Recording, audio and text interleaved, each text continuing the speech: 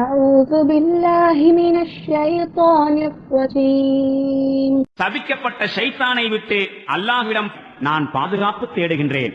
وقال الملك ائتوني به أستخلصه لنفسي فلما كلمه قال إنك اليوم لدينا مكين أمين.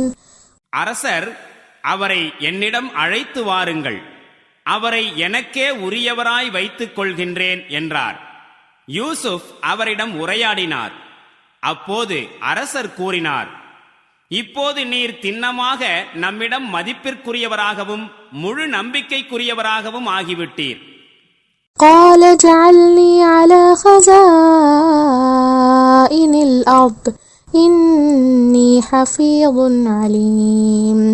அதற்கு யூசுப், நாட்டின் கருவூலங்களுக்கு என்னை பொறுப்பாளராக்குங்கள், நான் நன்கு பாதுகாப்பவனாகவும் அறிந்தவனாகவும் இருக்கின்றேன் என்று கூறினார்.